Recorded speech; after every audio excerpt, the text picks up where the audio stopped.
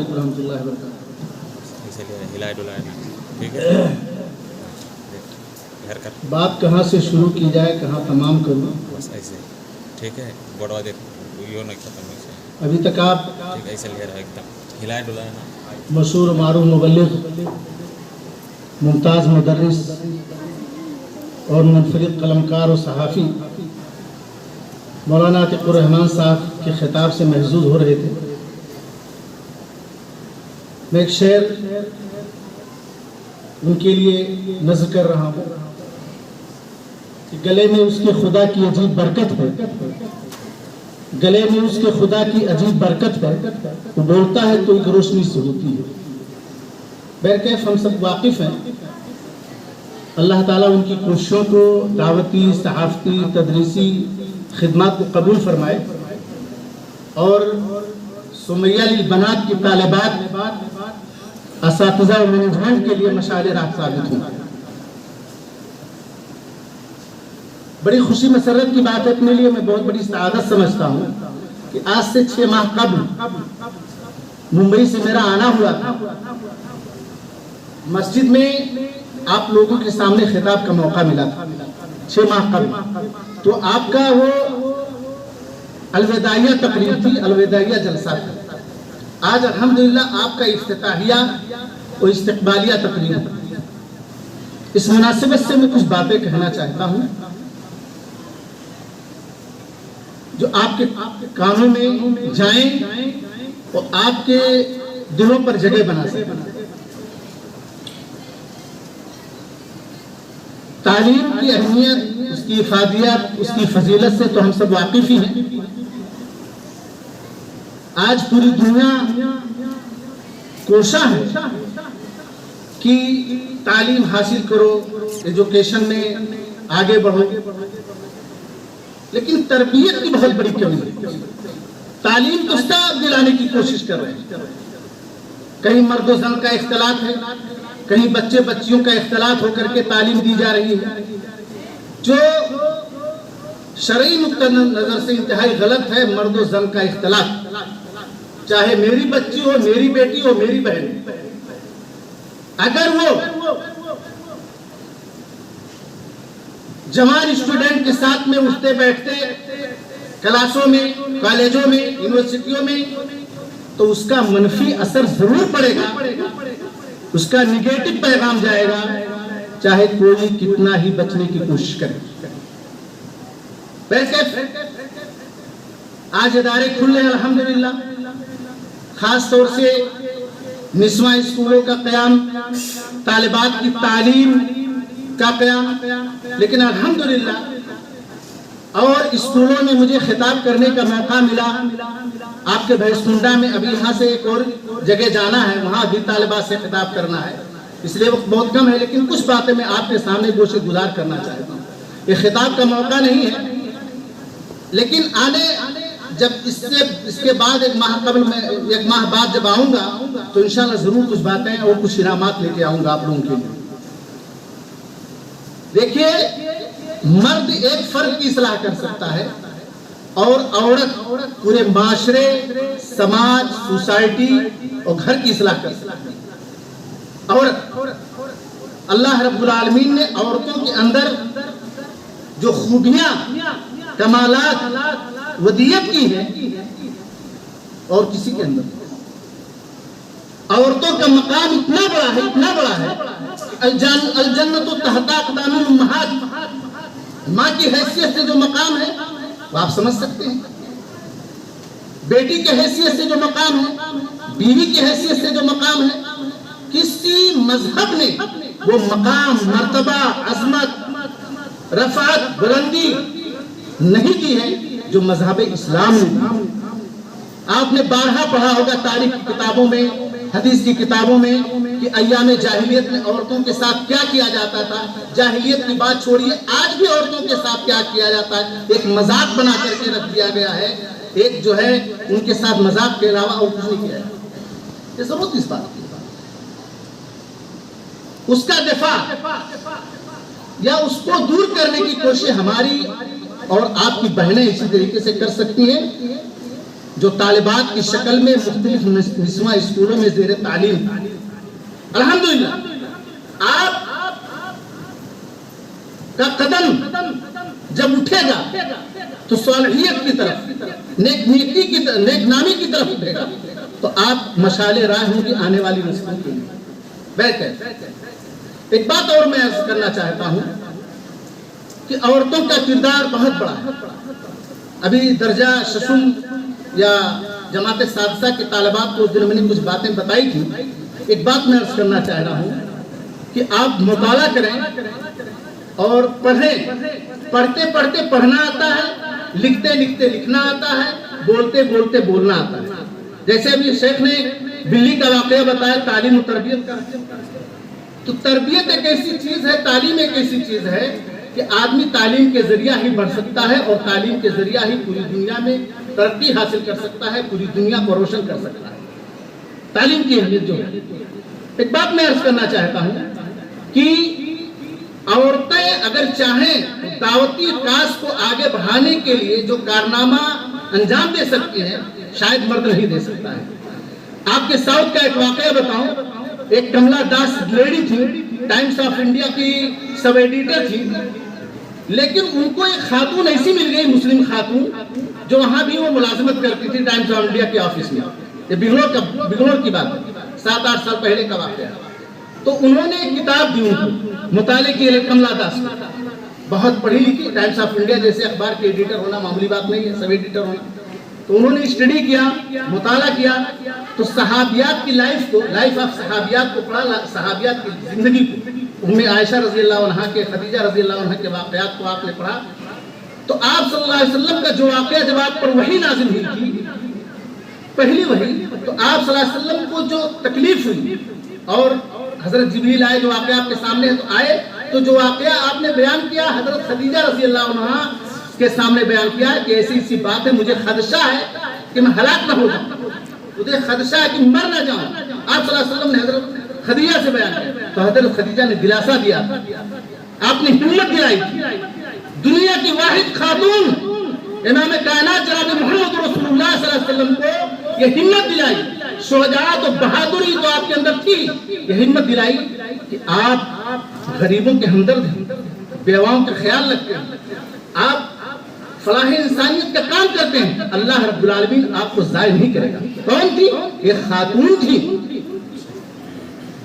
اس واقعے کو پڑھنے کے بعد کملا داس نے ٹائمز آف انڈیا کے ایڈیٹر کو لکھا ہے، باقاعدہ تاریخ کی کتابوں میں درج ہے، آپ نیٹ پہ بھی موجود ہے، دیکھ سکتے ہیں۔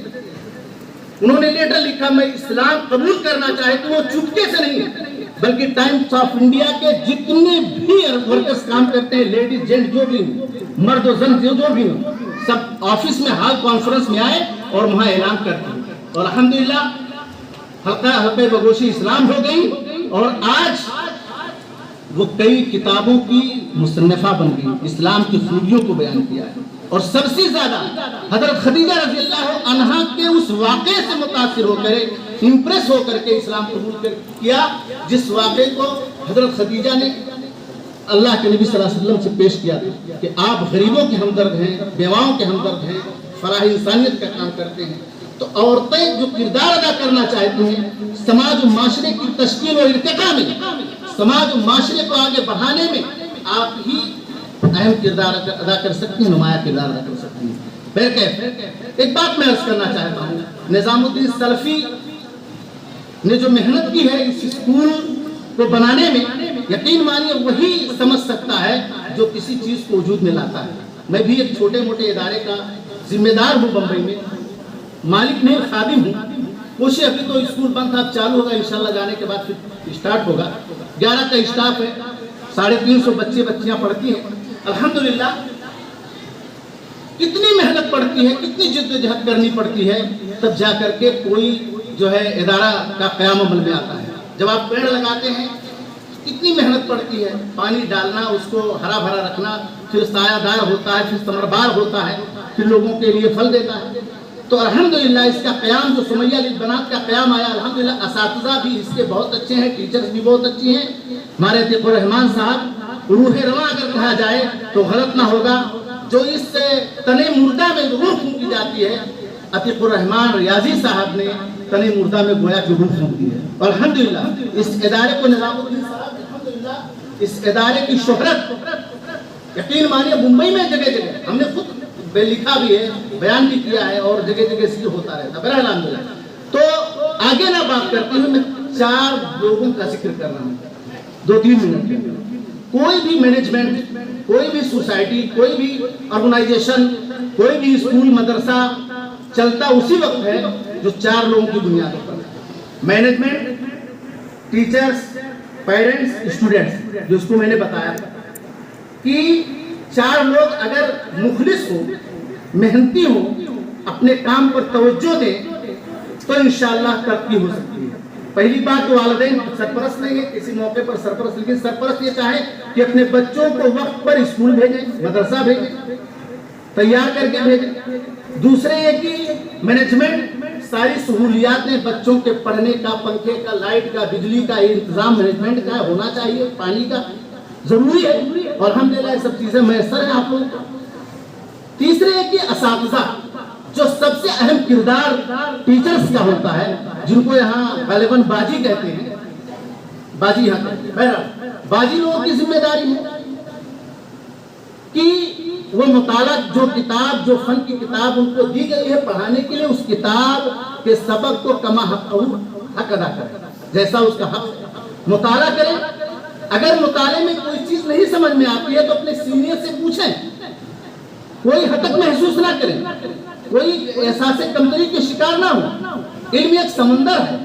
مولانا عتیق الرحمان صاحب سے رجوع کریں یا اپنے استاد سینئر سے رجوع کریں اور اس کو سیکھیں, کوئی سبق کر سمجھیں. بغیر مطالعے کے نہ پڑھائیں. میرا تو کہنے کا مطلب بھلے ہی آپ کو آتا ہو, نظر ثانی کر کے پھر آپ کلاس میں جائیں گی تو بچوں کو نکات اور رموز بتا سکتی ہیں اور اہم چیزیں بتا سکتی ہیں. تو استاد کا یہ حق ہے.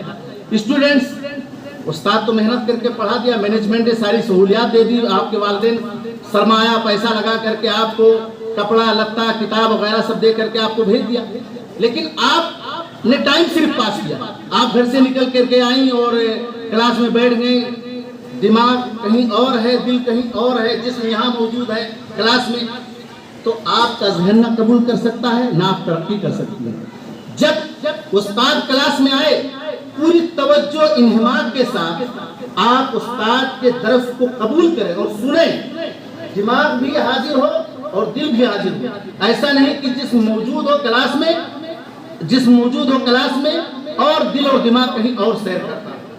اگر ایسا ہوگا تو یقین مانیے آپ کے ذہن و دماغ پر نہ اثر قبول کرے گا, نہ آپ اچھے نمبرات لا سکتی ہیں امتحان میں. تو میرا کہنے کا مطلب یہ ہے کہ 4 لوگ کا کوآپریٹ ہونا چاہیے, کانٹیکٹ ہونا چاہیے اور انسلاک ہونا چاہیے, تب ترقی ہو سکتی ہے ادارے کی بھی اور اس کا جو ہے نمایاں مقام ہو سکتا ہے. اور استاد جو ہوتا ہے ایک ماں باپ پیدا کرنے والے ہوتے ہیں اور ایک مجازی باپ ہوتے ہیں جو آپ کو سکھاتے ہیں, اور استاد انہی استادوں کو ذکر ہوتا ہے جو ٹیلنٹ ہوتے ہیں, صلاحیت مند ہوتے ہیں, قابل اساتذہ ہوتے ہیں. انہی کو آج ہم لوگ بھی یاد کرتے ہیں اور آپ لوگ بھی یاد کرو گے, آپ لوگ بھی مانو گے. تو میں خاص طور سے باجی لوگوں سے کہنا چاہوں گا کہ اگر آپ زندگی کے بازی کو جیتنا چاہتی ہیں تو آپ صالح نیک باجی بن کر کے, بازیگر بن کر کے آپ قیام کریں اور درس و تدریس کے فرائض انجام دیں تاکہ آپ کا نام روشن ہو.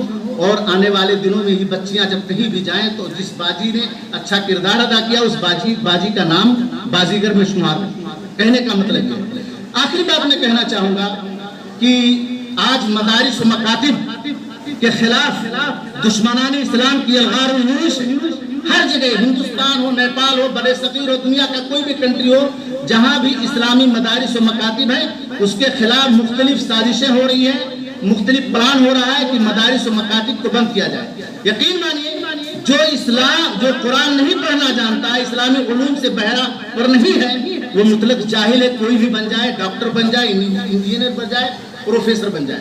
ایک بات اور میں خوشخبری اعلان کرتا ہوں, الحمدللہ 20-25 دن کے اندر ممبئی سے پھر آؤں گا. نومبر میں ایک پروگرام ہے 11 تاریخ کو یوسف پور میں انشاءاللہ میٹنگ ہوئی تھی. تو جو بچیاں درجہ سشم مطلب سادسہ خامسہ میں ان کے لیے میں انشاءاللہ کچھ انعام لاؤں گا. اور اساتذہ سلیکٹ کریں گے اور ساری ٹیچرز کو کچھ نہ کچھ انعام دوں گا، کتابی شکل میں جو بھی چیزیں ہوں گی، کیا دوں گا بھی بتاؤں گا، لیکن جو ہمارے اساتذہ سلیکٹ کریں گے باجی لوگ بھی شامل رہیں گی سلیکشن میں، جو باجی سب سے اچھی ہوں گی ہر ایک ناحیت سے، صلاحیت کے حساب سے، پڑھانے کے حساب سے، ٹیلنٹ کے حساب سے، صلاحیت کے حساب سے جو بھی سلیکشن ہوگا ان کو میں فرسٹ پرائز دوں گا، ایوارڈ دوں گا انشاءاللہ، بنوا کے لاؤں گا، اور 10 دن کے اندر آپ لوگ سلیکشن کر کے نام دیجیے گا، میں نام کے ساتھ لکھ کے لاؤں گا، اور درجات پنجم یعنی خامسہ اور سادسہ کی بچیوں کو انشاءاللہ انعام دوں گا، تمام بچیوں کو کوشش کی جائے گی۔ اللہ تعالیٰ سے دعا ہے کہ اللہ تعالیٰ اس ادارے کو ثمر بار بنائے اور اس ادارے کی بچیاں جو فارغ ہو جائیں، کہیں بھی جائیں تو اپنا نام روشن کریں، سماج کا نام روشن کریں، ادارے کا نام روشن کریں، اور خاص طور سے نظام الدین صاحب کی جو کوششیں ہو رہی ہیں اللہ تعالیٰ اس کو قبول کو فرمائے۔ ایک شعر کے ساتھ، سکھا دو سر کچلنے کا ہنر معصوم بچوں کو، سکھا دو سر کچلنے کا ہنر معصوم بچوں کو، انہیں بھی کاٹنی ہے زندگی سانپوں کی بستی میں۔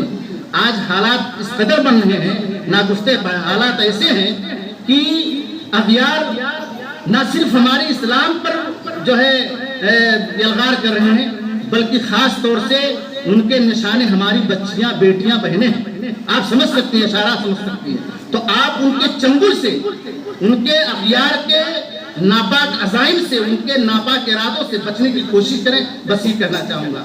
کبھی فرصت میں سن لینا، بڑی ہے داستان میری۔ خدا حافظ۔